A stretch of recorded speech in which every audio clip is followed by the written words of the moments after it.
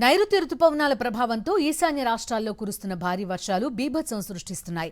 సిక్కింలో army క్యాంపుపై కొండ చర్యలు విరిగిపడిన ఘటనలో 3 జవాన్లు ప్రాణాలు కోల్పోయారు. మరో 6 గల్లంతయ్యారు. సహాయక చర్యలు చేపట్టిన సైనిక బలగాలు 4 జవాన్లను రక్షించాయి.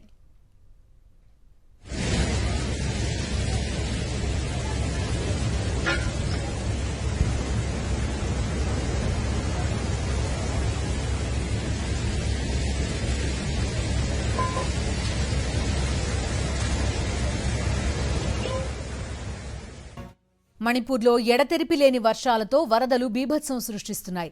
ముఖ్యంగా తూర్పు ఇంఫాల్ జిల్లా వరదల్లో చిక్కుకుంది. జనమంతా జల దిగ్బంధంలో ఉన్నారు. భారీగా కొండ చర్యలు విరిగిపడుతున్నాయి. ఎంతలా అంటే 48 గంటల్లో 883 ఇళ్లు దెబ్బతిన్నాయి.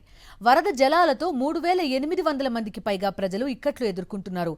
తూర్పు ఇంఫాల్ జిల్లాలో వరదల్లో చిక్కుకున్న సుమారు 800 మందిని రక్షించారు. కేంద్ర హోంశాఖ మంత్రి మణిపూర్ గవర్నర్తో ఫోన్లో మాట్లాడి సహాయక చర్యలను ముమ్మరం చేయాలని ఆదేశించారు. అసోంలో 7 ప్రధాన నదులు ప్రమాదకర స్థాయిని మించి ప్రవహిస్తున్నాయి. 20కి పైగా జిల్లాల్లో వరద జలాలతో సుమారు 4 లక్షల మంది ప్రజలు ఇబ్బంది పడుతున్నారు. అసోంలో వరదలతో పాటు కొండ చర్యలు విరిగిపడుతుండటంతో రహదారులు, రైలు మార్గాల్లో ప్రయాణాలు, బోట్ల రాకపోకలకు అంతరాయం కలుగుతోంది. ఈ రాష్ట్రంలో మృతుల సంఖ్య 10కి చేరింది. ఇటు సిక్కింలోనూ భారీ వర్షాలు జనాలను అతలాకుతలం చేస్తున్నాయి.